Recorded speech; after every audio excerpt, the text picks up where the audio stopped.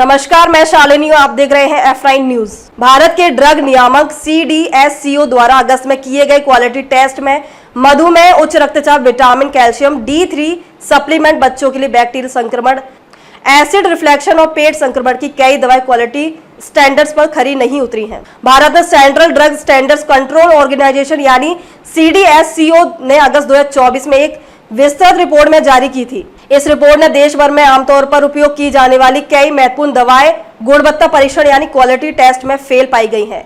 इन दवाओं में मधुमेह, उच्च रक्तचाप, एसिड रिफ्लेक्शन, विटामिन और कैल्शियम सप्लीमेंट, साथ ही बच्चों के लिए बैक्टीरियल संक्रमण के इलाज के लिए दी जाने वाली एंटीबायोटिक दवाएं भी शामिल थी। रिपोर्ट के अनुसार इन दवाओं को NSQ यानी गुणवत्ता मानक के अनुरूप नो स्टैंडर्ड क्वालिटी घोषित किया गया है। ये दवाई हुई टेस्ट में फेल। रिपोर्ट में इन दवाओं की क्वालिटी स्टैंडर्ड पर खरी नहीं उतरी। पैरासीटामोल 500 mg हल्के बुखार और पेन किलर के तहत प्रयोग की जाने वाली आमतौर पर यह प्राथमिक उपचार का हिस्सा है और हर घर में सामान्य तौर पर पाई जाती है।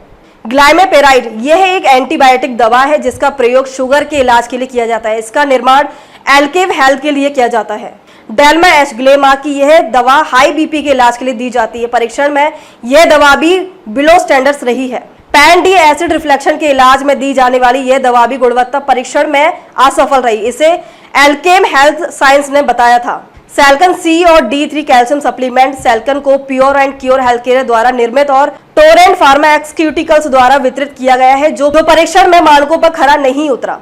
क्लेबम 625 यह एक एंटीबायोटिक दवा है। सेपोडेम XP 50 ड्राई सस्पेंड बच्चों में गंभीर बैक्टीरियल संक्रमण के इलाज में दी जाने वाली यह दवा हैदराबाद की हेटेरो कंपनी द्वारा बनाई गई थी। क्वालिटी टेस्ट में असफल रही। पल्मोसिन यानी इरेक्टाइल डिस्फंक्शन के लिए सन फार्मा द्वारा बनाई गई इरेक्टाइल डिस्फंक्शन के इलाज के लिए दी जाती है। पैंटोसिड यानी एसिड रिफ्लेक्शन के लिए एसिटेड और रिफ्लेक्शन के इलाज के लिए इस्तेमाल होने वाली सन फार्मा की यह दवा भी फेल पाई गई। आर्सोकॉल 300 सन फार्मा की यह दवा भी गुणवत्ता मानकों पर खरी नहीं उतरी।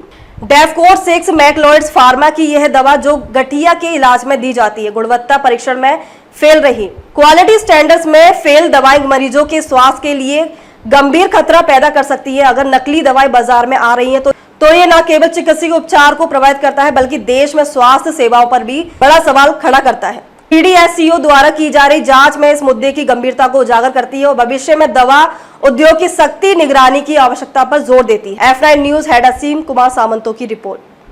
अब तक के लिए बस इतना ही, फिर होगी आपसे मुलाकात। तब तक के लिए देखते रहिए F9 न्यूज।